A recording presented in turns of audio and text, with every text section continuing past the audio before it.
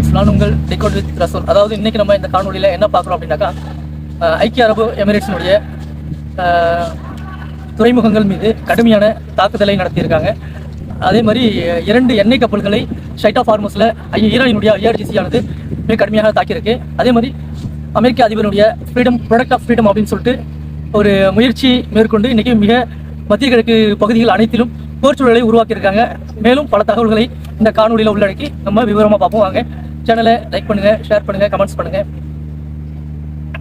அதாவது அமெரிக்க அதிபர் Donald Trump என்ன சொல்லியிருக்கிறாரு அப்படின்னாக்கா, இப்போ அவங்க ஏற்கனவே வந்து ஸ்ட்ரைட் ஆஃப் ஹார்மஸ் கடற்கரையை முற்றுகையிட்டு இருந்தாங்க இல்லையா. அப்போ இந்த கப்பல்கள்லாம் அந்த பக்கம் நிறைய கப்பல்கள் வந்து ஸ்ட்ரைட் ஆஃப் ஹார்மஸை கடக்காம அங்கேயே வந்து தடைப்பட்டு நின்றுச்சு இல்லை. அந்த கப்பல்கள்லாம் நாங்கள் வந்து எங்கள் தலைமையில் நாங்கள் விடுவிக்கிறோம், நீங்கள் எங்களை நம்பி வாங்க அப்படின்னு சொல்லிட்டு இந்த கப்பல்களை எல்லாம் நாங்கள் மீட்டு கொண்டு வர போகிறோம் அப்படின்னு சொல்லிட்டு இன்னைக்கு ஒரு அறிவிப்பு ஒன்று கொடுத்துருந்தாரு. அதாவது இன்னைக்கு நேற்று கொடுத்துருந்தாங்க ஃப்ரீடம் ஆஃப் ப்ராடக்ட் அப்படின்னு சொல்லிட்டு. அதை செயல்படுத்தும் விதமாக என்ன பண்ணியிருந்தாங்க, அனைத்து கப்பல்களுக்கும் ஒரு அறிவிப்பு கொடுத்துருந்தாங்க. இந்த ஸ்ட்ரைட் ஆஃப் ஹார்மஸை கடக்கிறதுக்கு நாங்கள் உங்களுக்கு போதுமான உதவிகளை செய்கிறோம், உங்களுக்கு வந்து பாதுகாப்பு அளிக்கிறோம், நீங்கள் தைரியமாக கடந்து வாங்க அப்படின்னு சொல்லிட்டு பாதுகாப்பு அளிக்கிறோம்னு சொல்லி கடந்து வர சொல்லியிருந்தாங்க. ஆனால் அதுக்கு முன்னாடியே ஈரானினுடைய IRGC ஆனது நாங்கள் வந்து இதை வந்து சிவப்பு மண்டலமாக அறிவிச்சிருக்கோம், இதில் எங்களுடைய ஒருங்கிணைப்பு இல்லாமல் யாருமே இதை கடந்து போகக்கூடாது அப்படின்னு சொல்லிட்டு ஏற்கனவே அவங்க அறிவிப்பு கொடுத்துருந்தாங்க. அது மட்டும் இல்லாமல் ஸ்ட்ரைட் ஆஃப் ஹார்மஸிலிருந்து பாரசீக வளைகுடா ஆகிய கடல் பரப்பு எல்லாமே சேர்த்து கிட்டத்தட்ட 2000 கிலோமீட்டருக்கு மேற்பட்ட பகுதிகளை நாங்கள் கண்ட்ரோல் பண்ணுறோம். இது எல்லாமே எங்களுக்கு சொந்தமான எங்களுடைய நிலப்பரப்புடன் தொடர்புடைய கடற்பகுதிகள். இதெல்லாம் எங்களுடைய கண்ட்ரோலில் தான் இருக்கும். எங்களுடைய மக்களினுடைய வாழ்வாதாரத்துக்காக வேண்டியும் எங்களுடைய பொருளாதாரத்திற்காக வேண்டியும் இனிமேல் வந்து நாங்கள் இதை பாதுகாப்பு பணிகளில் ஈடுபடுவோம். இனி ஸ்ட்ரைட் ஆஃப் ஹார்மஸ்லேருந்து எல்லாமே எங்கள் கண்ட்ரோலில் தான் இருக்கும் அப்படின்னு சொல்லிட்டு அறிவிப்பு கொடுத்தது மட்டும் இல்லாமல் இதிலிருந்து நாங்கள் ஒரு காலமும் இனி பின்வாங்க மாட்டோம் அப்படின்னு சொல்லிட்டு ஒரு 2 நாளைக்கு முன்னாடி தான் அறிவிப்பு கொடுத்துருந்தாங்க. அதுக்கேற்ற மாதிரி அவங்களும் எல்லா சூழ்நிலைகளும் தயார் நிலையில தான் இருந்தாங்க. இவங்க இப்படி சொல்லி திடீர்னு என்ன பண்ணிட்டாங்க, இன்னைக்கு இந்த கப்பல்களுக்கு அமெரிக்காவோட அறிவிப்பு கொடுத்து வர சொல்லிடுறாங்க இல்லையா. அப்படி வர முயன்ற போது அதுக்கு வந்து எதை வச்சு ட்ரையல் பார்க்குறாங்க அப்படின்னு பார்த்தீங்கன்னா, அதுக்கும் அந்த ஐக்கிய அரபு எமிரேட்ஸ் தான் அவங்க பயன்படுத்துறாங்க.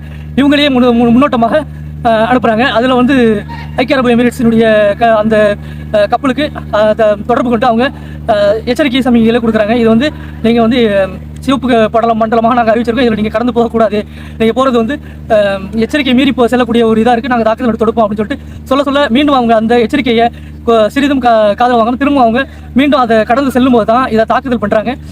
தாக்குதல் நடத்துனதில் அந்த கப்பலானது தீப்பற்றி எரியும் சூழலில் இருக்குது அப்படின்னு சொல்லிட்டு ஊடகங்கள் சொல்லியிருக்காங்க. அதே மாதிரி தென்கொரியாவினுடைய கப்பலும் ஒன்று இவங்களுடைய பேச்சை கேட்டு, அதாவது அமெரிக்காவினுடைய பேச்சை கேட்டு பின்தொடர்ந்து வரும்போது இது மாதிரி அந்த கப்பல்களையும் தாக்கி அழிச்சிருக்காங்க. அந்த கப்பலும்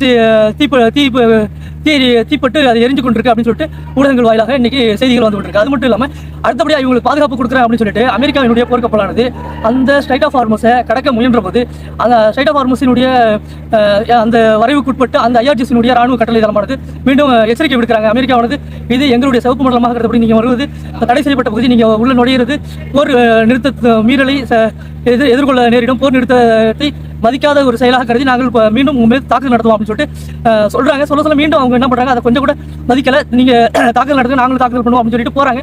அதையும் மீறி போகும்போது தான் அந்த அமெரிக்காவினுடைய போர்க்கப்பல் மீதே வந்து 2 ஏவுகணைகளை ஏவி தாக்குதல் செய்கிறாங்க. அப்போ அந்த தாக்குதலின் விளைவாக என்ன பண்ணுறாங்கன்னா, அமெரிக்காவினுடைய போர்க்கப்பல்கள் மேலும் பின்வாங்கி அதை தொடர்ந்து வந்த அனைத்து போர்க்கப்பல்களும் பின்வாங்கி அந்த பகுதிகளிலிருந்து வெளியேறாங்க. இவங்களை நம்பி வந்து இப்போ மாட்டினது ஐக்கிய அரபு எமிரேட்ஸ் மற்றும் தென்கொரியா கப்பல்கள். மேலும் ஒரு கப்பல்னு சொல்றாங்க, அதனுடைய விளக்கம் இன்னும் அதனுடைய விளக்கம் இன்னும் வரல. அதே மாதிரி இந்த 2 போர்க்கப்பல்கள் மற்றும் 2 இந்த எண்ணெய் கப்பல்களும் தீயிட்டு எரிஞ்சு கொண்டிருக்கு அப்படின்னு சொல்றாங்க. இப்போ இதை தொடர்ந்து அமெரிக்காவினுடைய மத்திய கட்டளை தளபதிக்கு டொனால்ட் ட்ரம்ப் வந்து கட்டளை பிறப்பிக்கிறாரு. ஈரானினுடைய இந்த செயல்பாடு வந்து எங்களை கோபத்திற்குள்ளாக்குறது, இது வந்து ஏற்றுக்கொள்ளப்பட முடியாத விஷயம், இதை வந்து நாங்கள் எதிர்த்து போர் சூழலை மீண்டும் உருவாக்குது அப்படின்னு சொல்லிட்டு அந்த மத்திய கட்டளை தளபதி அதாவது சென்காம்க்கு அவர் வந்து ஒரு உத்தரவு பிறப்பிக்கிறாரு. ஈரானுடைய அந்த சிறிய படகுகள்லாம் இருக்குல்ல, அதெல்லாம் வந்து நீங்கள் யார் தாக்குதல் நடத்தினாலும் அவங்கள வந்து நீங்கள் சுட்டு தள்ளுங்க அப்படின்னு சொல்லிட்டு ஒரு அறிவிப்பு கொடுக்குறாரு. அதை தொடர்ந்து ஈரானுடைய அந்த IRGC பகுதி ஸ்ட்ரைட் ஆஃப் ஹார்மஸை நோக்கி அமெரிக்காவினுடைய போர்க்கப்பல்களும் விமானங்கள் விரைந்து சென்றது அப்படின்னு சொல்றாங்க. அதே மாதிரி தாக்குதல் நடத்திட்டோம், ஒரு 6 கப்பல்களை சிறிய சிறிய கப்பல்களை நாங்கள் அழிச்சிட்டோம் அப்படின்னு சொல்லிட்டு யார் சொல்றா அப்படின்னாக்கா சென்காம் அறிவிக்கிறாங்க. ஆனால் ஐஆர்ஜிசி என்ன சொல்றாங்க, அவங்க அது மாதிரி எங்களுடைய நில பகுதிகளுக்குள்ளேயே வரவே இல்லை, அவங்களால நெருங்கவே முடியல, ஆனால் வந்து அவங்க தாக்குதல் பண்ணிட்டோம் அப்படின்னு சொல்லிட்டு அவங்களே பாதுகாப்பு கொடுக்குறேன்னு சொல்லிட்டு இந்த உலகத்தை ஏமாத்துறாங்க, பொய் சொல்றாங்க. அதாவது பொய்யான தகவல்களை அதிகம் பரப்புறாங்க. அவங்க சொல்லக்கூடிய பொய்களை நம்பி இந்த கப்பல்கள் வந்து தேவையில்லாத பிரச்சனைகளாகி இந்த மாதிரி தாக்குதல் நடத்தக்கூடிய சூழலுக்கு நாங்கள் தள்ளப்படுறோம் அப்படின்னு சொல்லிட்டு சொல்றாங்க. ஏன்னா அந்த ஸ்டேட் ஆஃப் ஹார்மஸ் கண்ட்ரோல் நாங்கள் எடுத்திருக்கோம். அதே மாதிரி எங்கள்கிட்ட ஒருங்கிணைப்பு செய்தால் மட்டும் எங்களுடைய வழிகாட்டுதலின்படி தான் நாங்கள் வழிகாட்டுதல் பண்ணக்கூடிய அந்த வழிகளில் மட்டும் தான் கடந்து செல்ல முடியும் அப்படின்னு சொல்லிட்டு நாங்கள் இதை வந்து செயல்படுத்திட்டு இருக்கோம். கட்டாயமான ஒரு செயல்பாடாக நாங்கள் ராணுவ நடவடிக்கை எடுத்துக்கிட்டு இருக்கோம். அதில் வந்து யாருமே எங்களிடம் ஒருங்கிணைப்பு செய்யாமல் செல்ல முடியாது அப்படின்னு சொல்லிட்டு இன்னைக்கு அவங்க கடுமையான எச்சரிக்கையும் கொடுத்து அறிவிச்சு அவங்க மீறி செஞ்சு செயல்பட்டது தான் இது காரணம் அப்படின்னு சொல்லிட்டு அவங்க சொல்றாங்க. இது மட்டும் இல்லாமல் அவங்க தாக்குதல் பண்ணன்னு சொன்ன அந்த 6 சிறிய கப்பல்களும் அவங்க ஐஆர்ஜிசியினுடைய அந்த சிறிய படகுகள் இல்லை, அவங்க தாக்குதல் பண்ணது ஓமனுக்கு சொந்தமான பொதுமக்களினுடைய சரக்கு கப்பல் மற்றும் மீன்பிடி கப்பல்களாக கருதப்படக்கூடிய அந்த 2 கப்பல்களை அவங்க தாக்கியிருக்காங்க. அது வந்து எங்களுக்கு சார்ந்தது அல்ல அப்படின்னு சொல்லிட்டு இன்னைக்கு ஐஆர்ஜிசி ஆனது அதுக்கான விளக்கமும் கொடுத்துருக்காங்க. அது மட்டும் இல்லாமல் இந்த பாரசீக வளைகுடா மற்றும் ஹார்மஸ் நீரிணையை நாங்கள் கட்டுப்படுத்துறத இதிலிருந்து நாங்கள் பின்வாங்க மாட்டோம், உங்களால் முடிஞ்சதை நீங்கள் செஞ்சு பாருங்க, உங்களுக்கு முடிஞ்சால் எங்களை வந்து இதுலேருந்து தடுத்து பாருங்க அப்படின்னு சொல்லிட்டு இன்னைக்கு அமீர் ஹத்தானி அப்படிங்கிறவங்க ராணுவ தளபதியாக இருக்கிறவர் இன்னைக்கு எச்சரிக்கையாகவே இதை தெரிவிச்சிருக்காங்க. அதே மாதிரி ஐக்கிய அரபு எமிரேட்ஸ் மேலே தாக்குதல் நடத்தாங்க இல்லையா, அதே மாதிரி ஃபுஜைரா அப்புறம் போர்ட் பஹான் ஆகிய 2 துறைமுகங்கள், அதாவது தெற்கு பகுதியில் இருக்குது இந்த 2 துறைமுகமும். இதில் வந்து அவங்க வெளிநாட்டு கப்பல்கள் மற்றும் அந்த ஐக்கிய அரபு எமிரேட்ஸினுடைய கப்பல்கள் எல்லாமே அந்த துறைமுகத்தில் நிறுத்தி வைக்கப்பட்டிருக்காங்க. அதை வந்து அந்த பகுதிகளிலேயே இன்னைக்கு தாக்குதல் நடத்தியிருக்காங்க. மேலும் ஒரு எண்ணெய் நிறுவனங்கள் அதாவது எண்ணெய் எரிவாயு நிலையங்கள் மீதும் இன்னைக்கு தாக்குதல் பலமாக நடத்தியிருக்காங்க. குரூஸ் ஏவுகணைகள் 12 மிசைல்கள் மற்றும் 6 குரூஸ் மிசைல், 12 பாலிஸ்டிக் மிசைல், 3 ட்ரோன்கள் மூலியமாகவும் ஆளில்லா விமானங்கள் மூலியமாகவும் இன்னைக்கு ஐக்கிய அரபு எமிரேட்ஸை தாக்குதல் பண்ணியிருக்காங்க. இதில் அவங்க இடைமறிச்சதாகவும் சொல்றாங்க. இடைமறிச்சும் அவங்க தாக்குதல் பலமாக உழுந்திருக்கு. அந்த தாக்குதலில் 3 இந்தியர்கள் தீக்காயப்பட்டுள்ளதாகவும் தகவல் வந்திருக்கு. அதில் வந்து யார் என்னங்கிறது விவரம் இன்னும் தெரிவிக்கல. இது எல்லாம் நடந்தது எப்படின்னாக்கா நேற்று இரவு, அதாவது தமிழகத்தில் தேர்தல் நடைபெற்று இன்னைக்கு வாக்கு எண்ணிக்கை நடந்து கொண்டு இருந்தது இல்லையா, அந்த இரவு அன்று நடந்திருக்கு இதெல்லாம். அதனால எல்லாமே ஃபோக்கஸ் எல்லாமே அந்த தமிழ்நாட்டு எலெக்ஷன் சார்ந்து இருந்துட்டாங்க. அதனால சரியான முறையில் தகவல் சொல்ல முடியல. அதை பார்த்து அதன் காரணமாக இவங்க என்ன பண்ணிருக்காங்க, திரும்பவும் இஸ்ரேலோட மிகவும் நெருங்கிய தொடர்புல ஈடுபட்டு அங்கே இப்போ என்ன பண்ணியிருக்காங்க, அயன் டோம் மற்றும் ப்ளஸ் லேசர் டோம் ஆகிய அனைத்து வான்தடுப்பு சாதனங்களையும் இஸ்ரேல் மூலியமா பயன்படுத்திட்டு வராங்க இல்லையா. இது ஈரான் என்ன சொல்றாங்க, இந்த தாக்குதலுக்கும் எங்களுக்கு சம்மந்தம் இல்லை, இதை நாங்கள் தாக்குதல் பண்ணல, அந்த ஃபுஜைரா மற்றும் அந்த துறைமுகங்கள் மீது எண்ணெய் நிறுவனங்கள் மீது நாங்கள் தாக்குதல் நடத்தவில்லை அப்படின்னு சொல்லிட்டு இன்னைக்கு ஈரானினுடைய ஐஆர்ஜிசி ஆனது தகவல் தெரிவிச்சிருக்காங்க. இதுக்கு காரணம் என்னவா இருக்கும் அப்படின்னு சொல்லிட்டு யோசிக்கும் போது இஸ்ரேலாக கூட இருக்கலாம். ஏன்னா இப்போ அவங்க வந்து இதை தாக்குதல் பண்ணிட்டு கூட ஈரான் மேலே பழிய போட்டு ஈரானுக்கும் அவங்களுக்கு மேலும் முற்றுதலை ஏற்படுத்தி சண்டை உருவாக்குறதுக்கான வாய்ப்புகளை ஏற்படுத்தலாம் அப்படின்னு சொல்லிட்டு ஒரு ஆய்வாளர்கள் கருதுறாங்க, அரசியல் ஆய்வாளர்கள். இது எதை குறிக்குது அப்படின்னாக்கா, அவங்க ஏற்கனவே வந்து இஸ்ரேல் அமெரிக்காவுடைய கூட்டணிகளை மிக பலமாக இணைஞ்சிருக்காங்க. ஒபெக் டீம்ல இருந்து வெளியே போயிருக்காங்க. ஓஐசி போன்ற கூட்டமைப்புல இருந்து அவங்க இப்போ வெளியே போயிட்டாங்க இல்லை. வெளியே போனதுலேருந்து இஸ்ரேல் மற்றும் அமெரிக்காவோட மிக நெருங்கிய நட்புலையும் மேலும் அந்த அனைத்து ஒப்பந்தங்களையும் புதுப்பிச்சிருக்காங்க. மேலும் அனைத்து ஒப்பந்தங்களும் புதுப்பிச்சு நிறைய செயல்பாடுகள் அதிகரித்து கொண்டு இருக்காங்க இஸ்ரேல் கூட. அதையும் கருத்தில் கொண்டு இப்போ ஈரான் வந்து இது மாதிரி தாக்குதல் நடத்திருக்கலாம் அப்படின்னு சொல்லிட்டு கருதப்படுறாங்க. அவ்வாறு இருக்கும்போது ஐக்கிய அரபு எமிரேட்ஸினுடைய தலைவர்கள் ஈரானுக்கு மிக கடுமையான எச்சரிக்கையும் விடுத்திருக்காங்க. ஈரான் இது மாதிரி செயல்பட்டது எங்களுடைய கோபத்தை மேலும் சீண்டக்கூடிய வகையில் இருக்கு, எங்களுடைய இறையாண்மைக்கு கேள்வி எழுப்பக்கூடிய விதத்தில் இருக்கு. இது மாதிரி செய்தால் நாங்கள் உங்கள் மேல் போர் தொடுக்கக்கூடிய சூழல் எங்களுக்கும் உருவாகும் அப்படின்னு சொல்லிட்டு இன்னைக்கு ஐக்கிய அரபு எமிரேட்ஸினுடைய தலைவர்கள் கூறியிருக்காங்க. ஆனால் வந்து இதுக்கு ஐஆர்ஜிசி தரப்பு என்ன பதில் சொல்லியிருக்காங்க அப்படின்னாக்கா, நீங்கள் இது மாதிரியான ஒரு முட்டாள்தனமான முடிவுகளை எடுத்தால் அதற்கான பின்விளைவுகள் நீங்கள் தான் அனுபவிப்பீர்கள் அப்படின்னு சொல்லிட்டு சொல்லியிருக்காங்க. ஏன்னா அவங்க இதை வந்து ஒரு சான்ஸாக பார்த்துக்கிட்டு இருக்காங்க. இவங்க வந்து சப்போஸ் இந்த முட்டாள்தனமாக அவங்க வந்து ஈரான் மேலே போர் அறிவிப்போ போர் தாக்குதலோ எதிர் தாக்குதல்களோ பலமாக ஏதோ ஒன்று செஞ்சுட்டாங்க அப்படின்னாக்கா இதுவே ஈரானுக்கு மிகப்பெரிய வாய்ப்பாக போயிடும். ஈரானும் அதுதான் எதிர்பார்த்துக்கிட்டு இருக்காங்க, இவங்க தாக்குதல் பண்ணுவாங்க, அதுக்கப்புறம் இவங்க மேலே நம்ம போர் தொடுப்போம் அப்படின்னு சொல்லிட்டு ஈரான் வந்து உண்மையிலேயே ஒரு சான்ஸாக பயன்படுத்துறதுக்கு எதிர்பார்த்து காத்துக்கிட்டு இருக்காங்க. இந்த நேரத்தில் இந்த மாதிரியான முட்டாள்தனமான முடிவுகளை ஐக்கிய அரபு எமிரேட்ஸ் எடுக்காதுன்னு எல்லாம் நம்புறாங்க. அப்படி எடுத்தா அதனுடைய பழைய கட்டமைப்பு நாடு வந்து அது மாதிரி இருக்காது, செதஞ்சிரும் அப்படின்னு சொல்லிட்டு அரசியல் ஆய்வாளர்கள் சொல்றாங்க. ஏன்னா ஈரான் இதுக்காக பல நாட்களாக காத்துக்கிட்டு இருக்காங்க. அதுக்காக கூட ஒரு அந்த சண்டையை தூண்டுறதுக்கு கூட இதை செஞ்சிருக்கலாம், அவங்கள திருப்பி எதிர்த்தாக்குதல் பண்றதுக்கு பண்ணிட்டு அதையே ஒரு காரணமாக வச்சு கூட இந்த போர் சூழலை உருவாக்கலாம் அப்படின்னு சொல்லிட்டு அவங்க கருதுறாங்க. அடுத்தபடி என்னன்னா, இன்னைக்கு சவுத் சூடான்ல வந்து ஒரு ட்ரோன் தாக்குதல் அந்த ஏர்போர்ட்ல கார்த்தோட் அப்படின்ற ஒரு ஏர்போர்ட்ல நடந்திருக்கு. அந்த ஏர்போர்ட்ல இந்த தாக்குதல் நடந்தது எத்தியோப்பியா அப்படிங்கிற பகுதியிலிருந்து வந்ததாகவும் கூறப்படுறாங்க. இந்த தாக்குதலுக்கு பின்புலமாக இருந்தது ஐக்கிய அரபு எமிரேட்ஸினுடைய அதாவது அவங்களுடைய வழிகாட்டல் நடத்தக்கூடிய ஒரு RSF படை அப்படின்னு சொல்லிட்டு சவுத் சூடானில் அந்த பிரச்சனைகள் நடந்துகிட்டு தான் இருக்குது.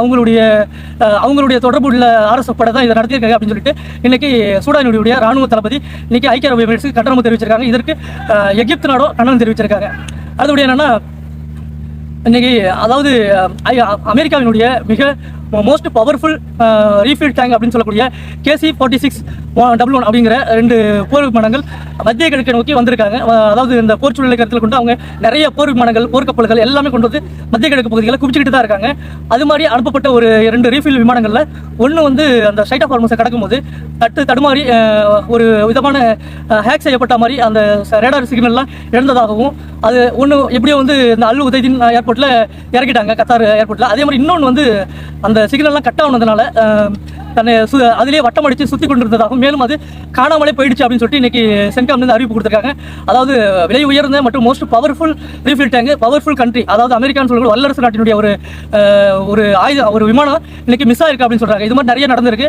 இது ஒருவேளை கீழே விழுந்து செதஞ்சிடுச்சா, இல்லை வேற யாராவது ஹேக் பண்ணி இதை இறக்கிட்டாங்களா அப்படின்னு சொல்லிட்டு இன்னைக்கு அச்சத்தில் இருக்காங்க. ஏற்கனவே வந்து மின்னணு போர் முனை மூலமா அமெரிக்காவினுடைய பல ட்ரோன்களையும் பல இதையும் ஈரான் என்ன பண்ணியிருக்காங்க, ஹேக் செஞ்சு அதை வந்து சுட்டு வீழ்த்தாம ஒன்றுமே அது மேலே எந்த சேதமும் விளைவிக்காம நேரடியாக அப்படியே வந்து தரை இறக்கி அதை வந்து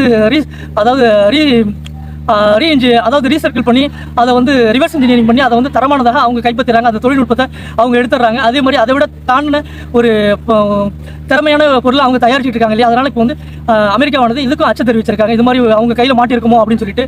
அது மட்டும் இல்லாமல் செய்தியாளர்கள் சந்திப்பில் ஈரானினுடைய ஃபாரின் மினிஸ்டர் அல் பகாரி அவர்கள்ட்ட செய்தியாளர்கள் கேட்குறாங்க, ஒரு கேள்வி கேட்குறாங்க. நீங்கள் வந்து இந்த மாதிரி ஒரு வல்லரசு நாடாக இருக்கக்கூடிய அமெரிக்காவை எதிர்த்து இந்த மாதிரி நிற்கிறீங்க, அவங்க தாக்கல் பண்ணணும்னு சொல்கிறாங்க, அதெல்லாம் வந்து நீங்கள் ஏன் பின்வாங்கணும் என்ன அப்படின்னு சொல்லிட்டு கேட்கும்போது அந்த பகாரி அவர்கள் என்ன சொல்கிறாரு அப்படின்னாக்கா, ஏன் எங்களை பார்த்தா வல்லரசா தெரியலையா, நாங்களும் வல்லரசு தான் அப்படின்னு சொல்லிட்டு ஒரு இயல்பான தோணியில் அவர் சொல்கிறார். அப்படிங்கிறப்ப ஒரு வல்லரசுக்கு இணையாக நாங்களே வல்லரசாக தான் இருக்கோம் அப்படின்னு சொல்லிட்டு அவங்க ஒரு கட்ஸோட பேசுகிறாங்க. இதுக்கு இந்த மாதிரி ஒரு பதில் சொல்கிறதுக்கும் ஒரு தனி கட்ஸ் வேண்டும் இல்லையா. அது மாதிரியான ஒரு திறமை, அதாவது ஒரு வலிமையை இப்போ ஈரான் கொண்டிருக்கு அப்படின்னு சொல்லிட்டு தான் எல்லாரும் கருதுறாங்க. அதே மாதிரி இந்த போர் இஸ்ரேல் மற்றும் ஈரான் அமெரிக்கா போர்ல நிறைய போர் விமானங்கள் மற்றும் அந்த குண்டு மடைகள்லாம் பொழிந்தாங்க இல்லையா. அந்த ஆயுதங்கள்லாம் இப்போ ஈரான்கிட்ட நிறைய அவங்க வெடிக்காத ஆயுதங்கள்லாம் கைப்பற்றி அதில் இந்த மின்னணு போர் மூலியமா அவங்க என்ன பண்ணியிருக்காங்க, அதை எல்லாத்தையுமே ரிவர்ஸ் இன்ஜினியரிங் பண்ணி அதை ரஷ்யா, சைனா மற்றும் வடகொரியா ஆகிய நாடுகளுக்கு அதை கொடுத்த ரிவர்ஸ் இன்ஜினியரிங்கில் அதை விட ஒரு பலம் வாய்ந்த ஆயுதமாகவும் போர் விமானங்களாகவும் அதை வந்து உருவாக்குவாங்க. அதை வந்து இவங்களே ரிவர்ஸ் இன்ஜினியரிங் பண்ணிடுவாங்க. இவங்க அதாவது அமெரிக்காவினுடைய ஆயுதங்கள் உக்ரைன் போர்க்காலத்தில் கிடைச்சாலும் ரஷ்யா வந்து எங்கே அனுப்புவாங்கன்னா ஈரான்ட்ட தான் அனுப்புவாங்க. அவங்க தான் ரிவர்ஸ் இன்ஜினியரிங்கில் ஒரு வலிமையாக இருக்காங்க அப்படின்னு சொல்லிட்டு, அவங்க தான் அந்த தொழில்நுட்பத்திலையும் ஒரு வலிமை வாய்ந்தவங்களா இருக்காங்க ஈரான் அப்படின்னு சொல்லிட்டு அதை ரிவர்ஸ் இன்ஜினியரிங் பண்ணுறதுக்கு ஈரானுக்கு தான் அனுப்புவாங்க. அப்படி இருக்கும்போது இவங்க ரிவர்ஸ் இன்ஜினியரிங் பண்ணி திரும்பவும் சைனாவுக்கும் அந்த தொழில்நுட்பத்தை சைனா, வடகொரியா மற்றும் ரஷ்யா ஆகியவர்களுக்கும் பகிர்ந்துக்கிறாங்க. அப்படி இருக்கும்போது அமெரிக்காவினுடைய அனைத்து ராஜதந்திரமான ஒரு ஆயுதங்கள் எல்லாமே வந்து இது கேள்விக்குறியாயிட்டு இருக்கு. இதனால அமெரிக்கா வந்து ஒரு சில விஷயங்கள்ல அச்சம் தெரிவிச்சுட்டு வராங்க.